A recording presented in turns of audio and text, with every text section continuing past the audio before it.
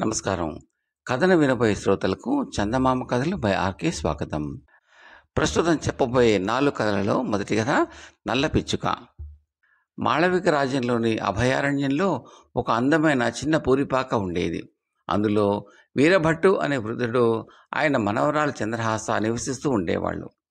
చంద్రహాసకు 16 ఏళ్ల వయసు. అందచందాల్లో ఏ రాకుమార్తె అని అనిపించేది. ఆ అమ్మాయికి ఊహ తెలిసిన దగ్గర నుంచి ఆ తాత మనవరాళ్ల నివాసం ఆ అరణ్యమే. ఆమెకు చుట్టుపక్కల ఉన్న అరణ్యమంతా బాగా తెలుసు. ఆ అరణ్యంలో జంతువులు, పక్షులు ఆమెకు స్నేహితులు. చంద్రహాసకు తాత వీరభట్టు ప్రాణం. ఆమె తరచూ, తాత, మనం ఈ అరణ్యంలో ఎందుకుంటున్నాం అని అడిగేది. అందుకు కారణం వీరభట్టు ఎన్నిసార్లు చెప్పినా చంద్రహాస మళ్ళీ మళ్ళీ అడిగి చెప్పించుకు వినేది. గతంలో వీరభట్టు మాళవిక రాజ్యం రాజు దగ్గర రధికుడుగా పనిచేసేవాడు. అతని పేరు ధీరసింహుడు. ఒక పర్యాయం ధీరసింహుడికి పొరుగురాజు చిత్రవర్ణుడికి మధ్య యుద్ధం జరిగింది.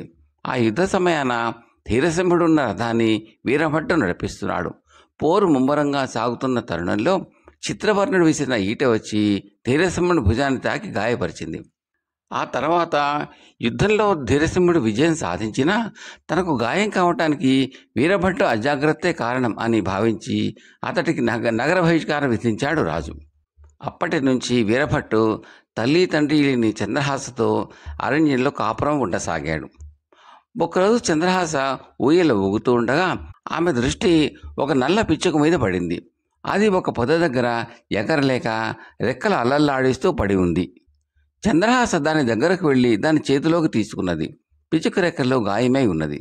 చంద్రహాస నల్ల పిచ్చుక గాయానికి మందు రాసి అది తినడానికి గింజలు, తాగడానికి నీరు ఇచ్చింది. మర్నాటికల్లా ఆమె సపర్యల వల్ల సేదతీరిన నల్ల పిచ్చుక ఆమె వంక కృతజ్ఞతగా చూడసాగింది. కొద్ది రోజులకు నల్ల పిచ్చుక గాయం పూర్తిగా నయమైంది. తొందరలోనే పిచ్చుక, చంద్రహాస విడదీయరాని స్నేహితులయ్యారు. ఒకరోజు మహారాజు ధీరసింహుడు కొంతమంది సైనికులతో చంద్రహాస ఉన్న పాక దగ్గరకు వచ్చాడు. ఆ సమయంలో వీరభట్టు దాపులోనే ప్రవహిస్తున్న నది దగ్గరకు వెళ్ళాడు. ధీరసింహుడు చంద్రహాసను, ఏం అమ్మాయి, నీకు ఈ అరణ్య ప్రాంతం బాగా తెలుసా అని అడిగాడు. చంద్రహాస, తెలుసు మహారాజా అన్నది వినయంగా. నేను రాజు ధీరసింహుణ్ణి. కొద్ది రోజుల క్రితం నా ఏకైక పుత్రుడు జయసింహుడు ఈ ప్రాంతాలకు వేటకై వచ్చాడు. ఆ సమయంలో ఒక చెట్టు కింద తపస్సు చేసుకుంటున్న మునిని చూసి నా పుత్రుడి వెంట ఉన్న భటులు ఒక బొగరబోతూ జడలు కట్టి ఉన్న ముని శిరస్సుపై అక్కడ చచ్చిపడి ఉన్న ఒక నల్ల పిచ్చుకను తీసి ఉంచాడు. ఆగ్రహంతో కళ్ళు తెరిచిన మునికి సమయానికి నా పుత్రుడు ఎదురుగా కనిపించాడు. అది అతడి దుశ్చర్యగా భావించిన ముని తన మంత్రశక్తితో రాజకుమారుణ్ణి ఒక నల్ల పిచ్చుకగా మార్చేశాడు.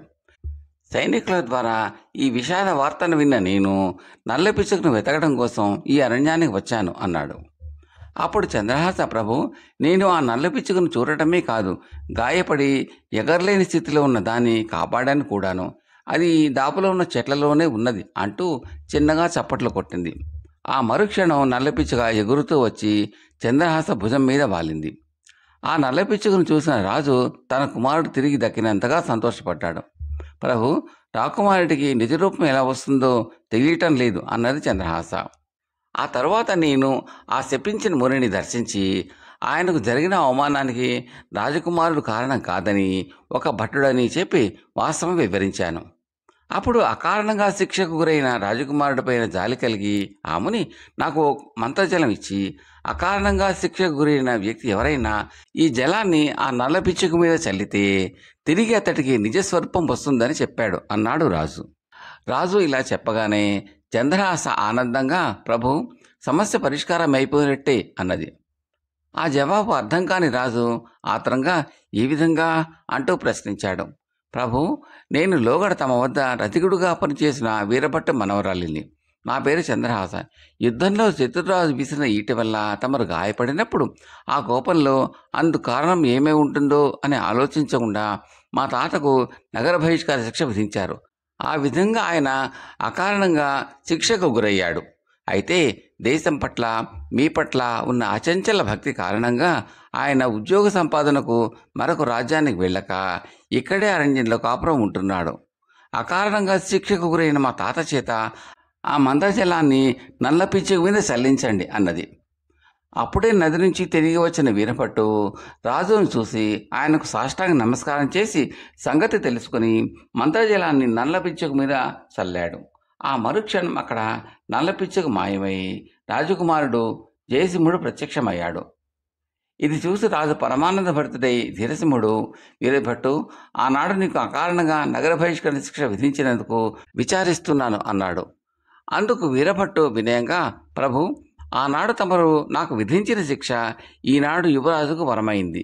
ఇందుకు సంతోషిస్తున్నానే కానీ నన్ను శిక్షించినందుకు బాధ చెందటం లేదు అన్నాడు. జయసింహుడు తన తండ్రికి తాను నల్ల పిచ్చుకగా ఉన్నప్పుడు చంద్రహాస తనను ఎంత ఆప్యాయంగా చూసిందో చెప్పి, మీరు తాత వీరభట్టు అనుమతిస్తే ఆమెను వివాహమాడదలిచాను అన్నాడు. మా ఇద్దరి అనుమతి సరే, రాకుమారి చంద్రహాస అనుమతి మాట ఏమిటి అంటూ రాజు చిన్నగా నవ్వాడు. చంద్రహాస సిగ్గుతో తల వంచుకుని తాత వీరభట్టు చాటుకు పోయి నిలబడింది. ఆ తర్వాత నెల తిరగకుండానే యువరాజు జయసింహుడితో చంద్రహాస వివాహం మహావైభవంగా జరిగింది. కథ సమాప్తం. రెండవ కథ శనివారం వింతలు విడ్డూరాలు. ఇది మహారాష్ట్ర జానపద కథ. ఒకానొక గ్రామంలోని ఒక పేద రైతుకు 3 కొడుకులు ఉండేవాళ్ళు. రైతు వారిని అల్లారు ముద్దుగా పెంచి పెద్ద చేశాడు. కొడుకులు తండ్రి పట్ల ఎంతో ఆదరాభిమానాలు కనబరిచేవారు. అందరూ కలిసి పొలం పనులు చేసుకునేవారు. కొడుకులు యుక్త వయస్కులయ్యాక తండ్రి వారికి పెళ్లిళ్ళు చేశాడు. 3 కోడళ్ళు వచ్చారు. వారిలో వారు కలిసి మాట్లాడుకుని వారం రోజులు ఒక్కొక్క కోడలు ఇంటి పట్టునే ఉండి ఇంటి పనులు, వంట పనులు చేయాలని ఏర్పాటు చేసుకున్నారు. అది ఒక శనివారం. ఆ రోజు ఇంటి పని, వంట పని చిన్న కోడలి వంతు. వంట చేయటానికి పొయ్యి ముట్టిస్తూ ఉండగా వీధిలోంచి అమ్మా అన్న పిలుపు వినిపించింది. ఆమె వాకిట్లోకి వచ్చి చూస్తే చినిగిన బట్టలతో ఒక బిచ్చగాడు కనిపించాడు. అమ్మా, ఒళ్ళంతా దురదగా ఉంది, కొంచెం నూనె ఇస్తావా తల్లి? ఒంటికి రాసుకుని స్నానం చేస్తాను అన్నాడు బిచ్చగాడు ఆమెను చూడగానే. ఆమె ఇంటి లోపలికి వెళ్ళి సీసాలో నూనె తెచ్చి బిచ్చగాడి చేతిలో పోసింది. వాడు దాన్ని ఒంటికి రాసుకున్నాడు. పక్కనే చెరువు ఉంది, వెళ్ళి స్నానం చేసా, ఇంత తిని వెళ్దువు గాని అన్నది చిన్న కోడలు. బిచ్చగాడు స్నానం చేసి తిరిగి వస్తూ దారిలో పెద్ద పెద్ద ఆకులు కోసుకుని పళ్ళెల్లాగా చేసుకుని మరీ వచ్చాడు. చిన్న కోడలు వాడికి ఆ ఆకులో భోజనం పెట్టింది. భోజనం అయిన తర్వాత వాడు, ఇంత మంచి భోజనం తిని చాలా రోజులైంది తల్లి అంటూ ఆ ఆకును తీసి మడిచి ఇంటి చూరులో దోపి వెళ్ళాడు. కోడలు దాన్ని చూసింది కానీ ఆ సంగతి వెంటనే మర్చిపోయింది. పొలం పనులకు వెళ్ళి వచ్చిన ఇంటిల్లపాది తిరిగి వచ్చి కూర్చుని భోజనం చేస్తూ వంటలు అద్భుతంగా ఉండడంతో చిన్న కోడల్ని ఎంతో మెచ్చుకున్నారు. అయినా ఇంటికి వచ్చిన బిచ్చగాడ గురించి చెప్పే అవకాశం ఆమెకు రాలేదు. ఒక వారం గడిచి మరుసటి శనివారం వచ్చింది. ఆ రోజు ఇంటి పని, వంట పని రెండవ కోడలి వంతు. ఆమె వంట పనులు ప్రారంభిస్తూ ఉండగా బిచ్చగాడి కేక వినిపించింది. ఆమె వెలుపలికి రాగానే బిచ్చగాడు, ఒళ్ళంతా కురుపులుగా ఉన్నాయి తల్లి, నూనె రాసుకుని స్నానం చేయాలి, కొద్దిగా నూనె ఉంటే ఇవ్వు తల్లి, పుణ్యం ఉంటుంది అన్నాడు. ఒళ్ళంతా కురుపులతో ఉన్న వాడిని చూడగానే ఆమెకు కంపనం కలిగి, నీలాంటి ముష్టి బెదవులకు ఇవ్వడానికి మా ఇంట నూనె లేదు, ఏమీ లేదు, వెళ్ళు వెళ్ళు అని తిట్టి ఇంటి లోపలికి వెళ్ళిపోయింది. నూనె లేకపోతే పోయింది, పొద్దుటి నుంచి ఏమీ తినలేదు, ఒక రొట్టె ముక్క ఉంటే పెట్టి తల్లి, తిని ఆకలి తీర్చుకుంటాను అన్నాడు బిచ్చగాడు. నువ్వు ఇంకా ఇక్కడే తగలడ్డావా అంటూ ఆమె లోపల నుంచే అక్కడ ఉన్న మురికి నీళ్ళ బొక్కెని తీసి కిటికీ గుండా వాడి మీద మురికి నీళ్లు పోసింది. ఒక ముష్టివాడికి నువ్వు చేసే సాయం ఇదన్నమాట, ఈ రోజంతా నీకు నాగతే అంటూ బిచ్చగాడు వెళ్ళిపోయాడు. కోడలు అదేమీ పట్టించుకోకుండా వంట పనిలో నిమగ్నం అయిపోయింది. సాయంకాలానికి పొలం నుంచి అందరూ తిరిగి వచ్చారు. ఎప్పటిలాగే భోజనాలకు కూర్చున్నారు. అయితే వంట పాత్రలన్నీ ఖాళీగా ఉండటం చూసి రెండవ కోడలు నిర్ఘాంతపోయింది. వాటిలో స్వయంగా వంటలు పెట్టి మూత పెట్టింది తను. అయినా ఎవరో వచ్చి తిని వెళ్ళినట్టుగా పాత్రల్ని శుభ్రంగా తుడిచినట్టుగా ఉన్నాయి. కోడలి పట్ల ప్రేమానురాగాలు గల మామగారు ఆమెను పల్లెత్తు మాట అనలేదు. మిగిలిన 2 కోడళ్ళును వంట పనిలో ఆమెకు సాయపడమని చెప్పాడు. అయితే పిండి డబ్బా ఖాళీగా ఉంది, గుప్పెడు పిండి కూడా లేదు, కూరగాయల బుట్ట కూడా ఖాళీగానే ఉంది, నూనె పాత్రలో బొట్టు నూనె లేదు. అయినా మామగారు కోడల్ని తప్పు పట్టలేదు. రెండవ కొడుకును వెంట పెట్టుకుని అంగడికి వెళ్ళి కావలసిన బెచ్చాలు, కూరగాయలు కొని తెచ్చాడు. 3 కోడళ్ళు కలిసి వంట చేశారు. అంతా వండుకుని తిని పడుకున్నారు. మరో వారం గడిచింది. 3వ శనివారం వచ్చింది. ఇప్పుడు వంట చేయడం, ఇంటి పని చేయడం పెద్ద కోడలి వంతు. ఆమె పొయ్యి అంటిస్తూ ఉండగా, అమ్మ కొద్దిగా నూనె ఇవ్వు తల్లి అని బిచ్చగాడి కంఠస్వరం విని బయటికి రాగానే మళ్ళీ బిచ్చగాడు అదే మాట వల్లించి, ఒళ్ళంతా దురదలుగా ఉన్నాయి తల్లి, నూనె రాసుకుని స్నానం చేయాలి, కరుణ చూడు తల్లి అన్నాడు. వంట పనికి అంతరాయం కలిగిందని ఆమెకు పట్టరాని కోపం వచ్చింది. దాంతోపాటు గత శనివారం తన తోడికోడలు ఏమరపాట్లో ఉన్నప్పుడు ఈ ముష్టి వెధవే వచ్చి ఉన్నదంతా తిని దోచుకుని వెళ్ళాడేమో అన్న అనుమానం కూడా కలగడంతో, దొంగ వెధవ, పిండి కూరగాయలు నూనె మళ్ళీ దొంగిలించడానికి వచ్చావా, వెళ్ళి ఇక్కడి నుంచి అని గద్దించింది. అభాండ వేయకు తల్లి, నేను దొంగను కాను, ఇంత నూనె పోసి రొట్టె ముక్క పెట్టి తల్లి, పుణ్యం ఉంటుంది, దేవుడు నిన్ను చల్లగా చూస్తాడు అన్నాడు బిచ్చగాడు. ఒరే, నీ ప్రార్థనలు దీవెనలు నాకు అక్కర్లేదు అంటూ ఒక కర్ర పుచ్చుకొని, మర్యాదగా ఇక్కడి నుంచి వెళతావా గంటమంటావా అన్నది ఆగ్రహంతో. అంటే నా ప్రార్థనను మన్నించవన్నమాట, ఇక ఈరోజు నువ్వు చేసిన వంట మీ వాళ్ళు తిన్నట్టే అంటూ బిచ్చగాడు వెళ్ళిపోయాడు. ముష్టివాడిని ఒక పిచ్చివాడి కింద జమకట్టి పెద్ద కోడలు వాడి మాటలు ఇవి పట్టించుకోకుండా చకచకా పనులు ప్రారంభించి వంట పూర్తి చేసి తన వాళ్ళ రాక కోసం ఎదురు చూస్తూ కూర్చుంది. అందరూ వచ్చి భోజనాలకు కూర్చున్నాక వంటలతో ఉన్న పాత్రలు తెచ్చి వాళ్ళ ముందు ఉంచి ఒక్కొక్క పాత్ర మూత తీసింది. రొట్టెల చుట్టూ పురుగులు తిరుగుతున్నాయి, పప్పులో చీమలు ఈగలు. వాటిని చూసి దిగ్భ్రాంతి చెందిన ఆమె బోరును ఏడుస్తూ వంటగదిలోకి వెళ్ళిపోయింది. పరిస్థితి మామగారికి అర్థమైంది. తెలియకుండానే మనం ఏ దేవతలకు అపచారం చేసి వారి ఆగ్రహానికి గురయ్యాం. లేకుంటే గత శనివారం ఈరోజు ఇలాంటి దుర్ఘటనలు జరిగే అవకాశం లేదు. మనం దేవతలను సంతోషపరిచి దీనికి ఏదైనా పరిష్కారం చూడాలి అన్నాడు సాలోచనగా. ఆ తర్వాత ఆయన పెద్ద కొడుకును వెంటబెట్టుకుని వెళ్ళి కావలసిన వంట సామాగ్రిని తెచ్చి ముగ్గురు కోడళ్లను వంట చేయమని చెప్పాడు. వారం గడిచింది. 4వ శనివారం రానే వచ్చింది. ఆ రోజు వంట చేయడం మళ్ళీ చిన్న కోడలు వంతైంది. ఆమె వంట చేయడానికి ఉపక్రమిస్తూ ఉండగా పరిచిత కంఠస్వరం మళ్ళీ వినిపించింది. బయటికి వచ్చి చూస్తే మళ్ళీ అదే బిచ్చగాడు అలాగే నూనె అడిగాడు. కొన్నాళ్ల క్రితం వచ్చి అడిగావు కదా, ఇంకా నీకు ఆ పుళ్ళు దురదలు పోలేదా అంటూ చిన్న కోడలు ఇంటి లోపలికి వెళ్ళి నూనె తెచ్చి వాడి చేతిలో పోస్తుంది. వాడు ఆ నూనెను ఒంటికి రాసుకుంటూ ఉండగా, వెళ్ళి స్నానం చేసిరా, ఇంత తిని వెళ్దువు గాని అన్నదామె. కొంతసేపటి వాడు ఆకుల పళ్ళెంతో తిరిగి వచ్చాడు. ఆమె పెట్టిన రొట్టెలు సంతోషంగా తిని, మీ భార్యాభర్తలు పిల్లాపాపలతో చిరకాలం సుఖ సంతోషాలతో వర్ధిల్లండి అంటూ లేచి తిన్న ఆకును చూరులో దొప్పి వెళ్ళిపోయాడు. ఆ రోజు సాయంకాలం ఆమె చేసిన వంటను అందరూ సంతోషంగా తిన్నారు. అంతా చాలా చిత్రంగా ఉంది. ఒక శనివారం వంటలు కనిపించకుండా పోయాయి. మరొక శనివారం వంటల నిండా పురుగులు, చీమలు, క్రిమి కీటకాలు. మరి ఇవాళ భోజనమేమో ఎంతో రుచిగా ఉంది. అంటే మన పట్ల దేవతలకు ఉన్న కోపం పోయిందన్నమాట, శాంతించినట్టున్నది అన్నాడు మామగారు. అప్పుడే భోజనం చేయడానికి కూర్చున్న చిన్న కోడలు ఆ 2 శనివారాల్లో వచ్చిన బిచ్చగాడి గురించి వివరించి, వాడు తమ ఇంటి చూరులో దాచి ఉంచిన విస్తరాకులకు మామగారికి చూపించింది. మామగారు లేచి వెళ్ళి ఒక విస్తరాకును తీసి చూశాడు. అందులో మణులు, మాణిక్యాలు, రత్నాలు ఉన్నాయి. 2వ విస్తరణ తీశాడు. అందులో బంగారు నాణాలు ఉన్నాయి. ఆ కుటుంబం ఆనంద ఆశ్చర్యాలకు అవధులు లేకుండా పోయాయి. అప్పుడు గత 2 శనివారాలలో బిచ్చగాడు వచ్చి నూనె అడిగినప్పుడు తాము ఎలా తరిమి కొట్టింది పెద్ద కోడలు, 2వ కోడలు మామగారికి వివరించారు. బహుశా శని భగవానుడే బిచ్చగాడిలాగా మన ఇంటికి వచ్చాడనుకుంటాను, ఇప్పుడైనా ప్రీతి చెందాడు అన్నాడు రైతు ఆనందంగా. కొన్నాళ్లకు ఈ సంఘటన గురించి ఇరుగు పొరుగు తెలిసింది. వారి ద్వారా గ్రామమంతా పాకింది. గ్రామ ప్రజలు శనివారాలలో శనీశ్వరుని పూజించేటప్పుడు ప్రధానంగా నువ్వుల నూనె పెట్టడం ప్రారంభించారు. ఈ సాంప్రదాయం ఈరోజు కూడా కొన్ని ప్రాంతాల్లో కొనసాగుతోంది. కథ సమాప్తం. 3వ కథ, జ్యోతిష్యానికి జోస్యం. పట్టు వదలని విక్రమార్కుడు చెట్టు వద్దకు తిరిగి వెళ్ళి చెట్టుపై నుంచి శవాన్ని దించి భుజాన వేసుకుని ఎప్పటిలాగే మౌనంగా శ్మశానం కేసి నడవసాగాడు.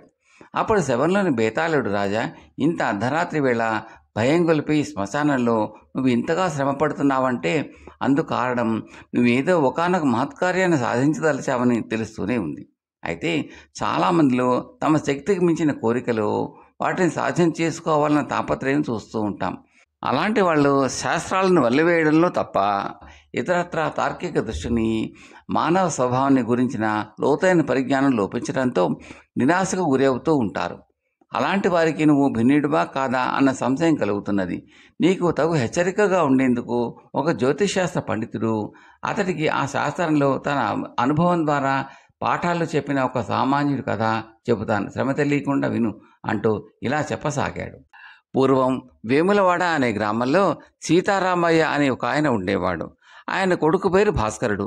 భాస్కరుడు ఎర్రటి దేహఛాయతో చక్కని అంగసౌష్ఠవం గల యువకుడు. అతన్ని అల్లుడుగా చేసుకోవాలని శేషావతారం అనే సన్నకారు రైతు మనసుపడ్డాడు. అయితే భాస్కరుడు, నాకు పైసా సంపాదన లేదు, ఎక్కడైనా పని దొరికితే తప్పకుండా మీ అమ్మాయిని చేసుకుంటాను అని చెప్పాడు. శేషావతారానికి అల్లుడిని ఇంట్లో ఉంచుకుని పోషించే స్తోమత లేదు.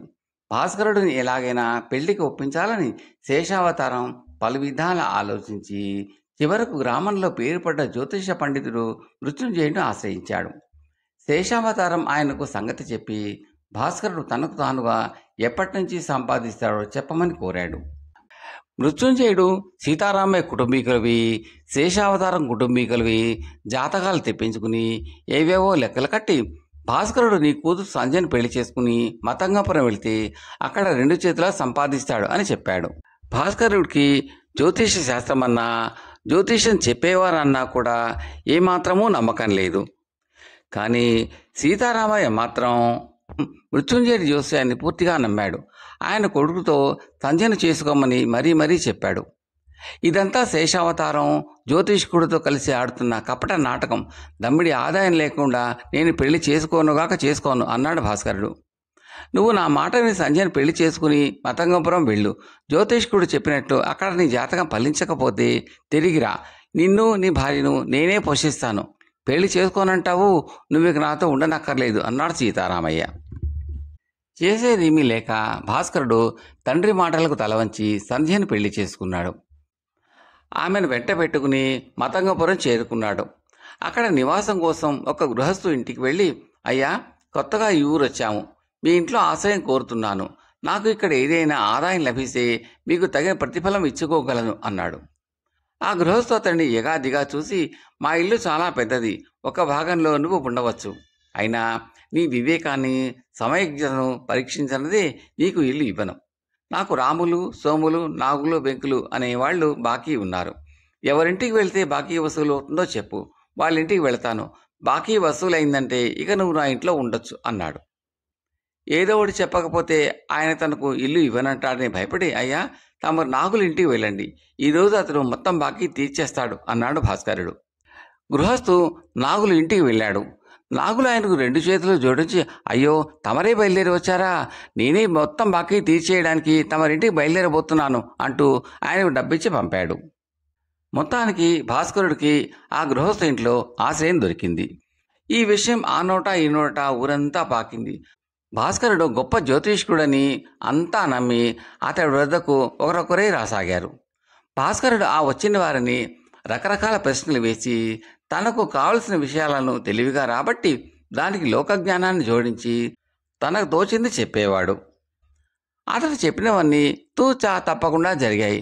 దాంతో అతడి పేరు మారుమోగిపోయింది. ఇప్పుడు మతంగపురంలో భాస్కరుడి భుక్తికి లోటు లేకుండా గడిచిపోతున్నది. అలా కొంతకాలం గడిచాక సంధ్య భాస్కరుడితో, జ్యోతిష్యంలో నీకున్న సామర్థ్యం అసాధారణమని నాకు తోస్తున్నది. మనం రాజధానికి వెడదాం. అక్కడ ఎందరో భాగ్యవంతులు ఉంటారు. వారు మనకు విలువైన కానుకలు ఇస్తారు. రాజుగారి ప్రాపకం దొరికితే ఇక చెప్పనే అక్కర్లేదు అన్నది ఒక రోజున. భాస్కరుడు నవ్వి, నాకు జ్యోతిష విద్య తెలియదు, జ్యోతిషం అంటే నమ్మకము లేదు, ఏదో అదృష్ట దేవత కరుణించి ఆ వాక్కు ఫలిస్తున్నది, నా వాక్కు ఫలిస్తున్నది, ఇలా ఎంతకాలమో జరగదు. మనం రాజధానికి మారిపోయి చిన్న వ్యాపారం ప్రారంభించుదాం. అదృష్టం బాగుంటే అందులో కలిసి వచ్చి బోలెడు సంపాదించవచ్చు అని చెప్పాడు. అందుకు సంధ్య ఏమాత్రమూ ఒప్పుకోక, హనుమంతుడిలాగా మీకు మీ శక్తి తెలియదు, మీ శక్తిని జ్యోతిష పండితుడు మృత్యుంజయుడు కనిపెట్టాడు, మీరు ఆయన సలహా లేనిది జ్యోతిషాన్ని విడిచిపెట్టడానికి నేను ఒప్పుకోను అని పట్టుపట్టింది.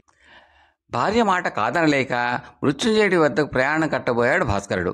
కానీ ఈ లోపుగా మృత్యుంజయుడే అతడి ఇంటికి వచ్చి, నాయన, జ్యోతిష విధిలో నీవు చూపుతున్న ప్రజ్ఞ అసాధారణం, నీవు చెప్పే ఫలితాలన్నీ కూడా ఏ శాస్త్రానికి అందవు అంటూ పొగడతలతో ముంచెత్తాడు. ఆర్య, నేను మిమ్మల్ని కలుసుకునేటందుకు రాబోతూ ఉంటే మీరే నా వద్దకు వచ్చారు.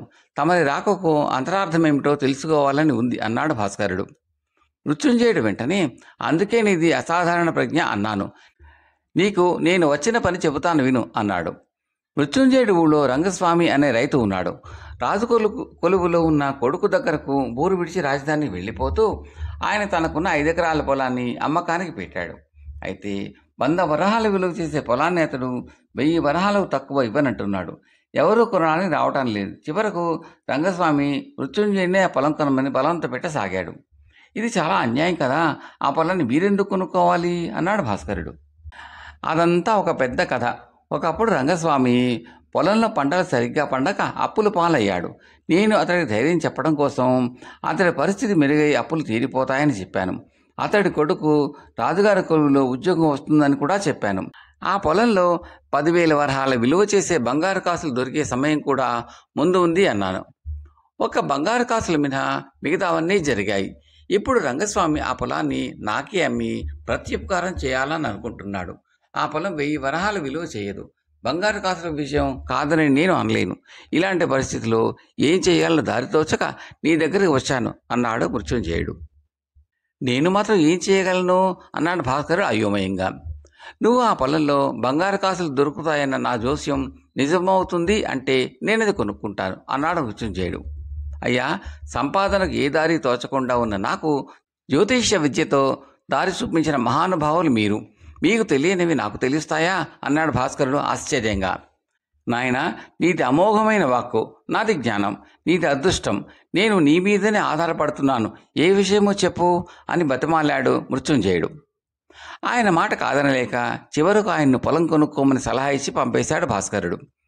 జరిగినదంతా చూసిన సంధ్య భాస్కరుడితో, ఇక నేను జోస్యం చెప్పడం ఆపి రాజధానికి చేరి ఏదైనా వ్యాపారం చేయడం మేలు అని నాకు తోస్తున్నది అన్నది. దానికి భాస్కరుడు నవ్వి, ఇన్నాళ్లకు నీకు జోస్యం గురించిన మూఢనమ్మకం తొలగింది, చాలా సంతోషం అన్నాడు. సంధ్య అడ్డంగా తల ఊపి, అదేం కాదు, మనం వ్యాపారం ప్రారంభించాక తొందరగా 1000 వరహాలు సంపాదించి మృత్యుంజయుడి నుంచి ఆ పొలం కొనుక్కుందాం. అందులోని 10,000 వరహాలు మనకే దక్కుతాయి అన్నది. భార్య మూఢనమ్మకాన్ని విడిచిపెట్టనందుకు చిరాకు పడుతూ ప్రస్తుతానికి జ్యోతిష్యాన్ని విడిచిపెట్టడానికి ఆమె అంగీకరించింది కదా అని సంతోషించాడు భాస్కరుడు. అతడు రాజధాని చేరి వ్యాపారం ప్రారంభించిన 6 మాసాల్లోనే 1000 వరహాలు కూడబెట్టేటంతగా అతడి వ్యాపారం వృద్ధి చెందింది. అప్పుడు సంధ్య, భాస్కరుడు 1000 వరహాలు తీసుకుని తమ ఊరు వెళ్ళారు. తండ్రి అతడి రాకకు సంతోషిస్తూ, మంచి సమయానికే వచ్చావు. ఈరోజు మృత్యుంజయుడి ఇంట్లో పెద్ద విందు ఏర్పాటైంది. ఆయనకు పొలంలో 10,000 వరహాలు విలువ చేసే బంగారు కాసులు దొరికాయి. అందుకు ఆయన్ను అందరూ ఎంతగానో పొగుడుతున్నారు. ఎందుకంటే ఆ బంగారు కాసులు దొరుకుతాయని జ్యోతిష్య శాస్త్రం ద్వారా ముందే తెలుసుకుని 100 వరహాల పొలాన్ని 1000 వరహాలకు కొన్న మహాపండితుడు ఆయన అన్నాడు. భాస్కరుడు తెల్లబోయాడు. అతను తన వ్యాపారంలో కొనసాగాలా లేదా జ్యోతిష్యాన్ని ప్రారంభించాలా అన్న మీమాంస అతడిలో తలెత్తింది. కానీ అతను వ్యాపారాన్ని సాగించాలనే నిర్ణయానికి వచ్చి రాజధానికి వెళ్ళి వ్యాపారాన్ని కొనసాగించాడు. త్వరలోనే అతడు గొప్ప సంపన్నుడయ్యాడు. బేతాళుడు ఈ కథ చెప్పి, రాజా, జ్యోతిష్యంలో ఉద్దండ పండితుడై ఉండి మృత్యుంజయుడు పొలం కొనే విషయంలో సలహా కోసం భాస్కరుడి దగ్గరకు ఎందుకు వెళ్ళాడు? తన జ్యోతిష్శాస్త్రం మీద, పరిజ్ఞానం మీద తనకే నమ్మకం లేకనా? అసలు జ్యోతిష్యం అంటే తెలియని భాస్కరుడి మాటలు ఎలా ఫలించాయి? ఈ సందేహాలకు సమాధానం తెలిసి కూడా చెప్పకపోయావో నీ తల పగిలిపోతుంది అన్నాడు. దానికి విక్రమార్కుడు, జీవితానుభవం నుంచి పాఠాలు నేర్చుకున్న వివేకవంతుడు అన్ని వేళలా కీడెంచి వేలించడం ఉత్తమం అని నమ్మకంతో ఉంటాడు. ఆ కారణంగానే ఎంత ఘనవైద్యుడైనా తనకు కానీ కుటుంబంలో వారికి కానీ తీవ్రమైన వ్యాధి సోకినప్పుడు చికిత్స ప్రారంభించే ముందు తనకు సాటి రాగలడు అన్న మరొక వైద్యుడిని సంప్రదిస్తాడు. అలాగే జ్యోతిష్కుడు కూడా ఏదైనా కఠిన సమస్య ఎదురైనప్పుడు మరొక జ్యోతిష్కుడు సలహా ఆశిస్తాడు. మృత్యుంజయుడి విషయంలో ఇదే జరిగింది. ఇక భాస్కరుడి విషయానికి వస్తే అతడిది అమోఘ వాక్కు అంటూ మృత్యుంజయుడు పొగిడాడు. అతడు చేపట్టిన ప్రతి పని, ప్రతి మాట విజయవంతమైనాయి. అదృష్టదేవత అతని వెన్నంటి ఉందే అనుకోవాలి అన్నాడు. రాజుకి ఈ విధంగా మౌనభంగం కలగగానే బేతాళుడు శవంతో సహా మాయమై తిరిగి చెట్టెక్కాడు. కథ సమాప్తం. 4వ కథ, మూగజీవి సాక్ష్యం.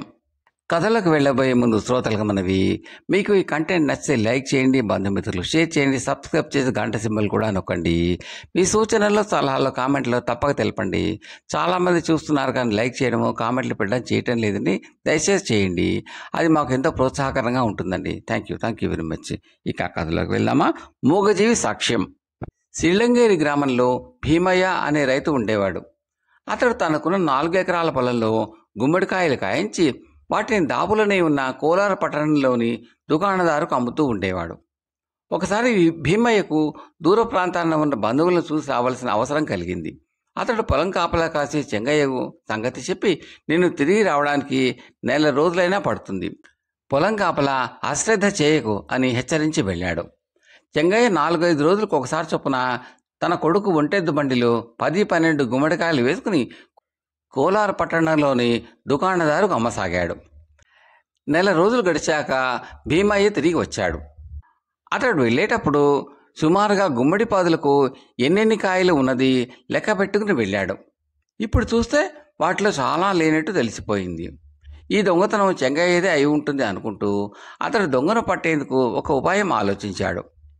మర్నాడు భీమయ్య చెంగయ్యని పిలిచి, చెంగయ్య, నీ కొడుకు ఒంటెద్దు బండిని ఉదయాన్నే తీసుకురా, పట్టణంలో గుమ్మడికాయలు అమ్ముకు రావాలి అని చెప్పాడు.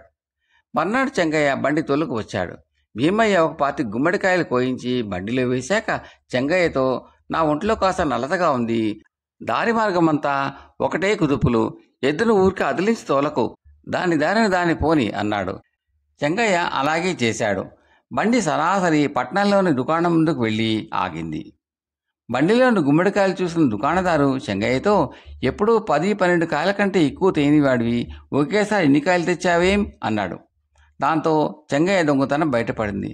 అక్కడే మాటు వేసి ఉన్న భీమయ్య అతడితో, బండెద్దులు అలవాటైన చోట్లకు ఎవరూ తోలకుండానే అలా నడిచిపోగలవు.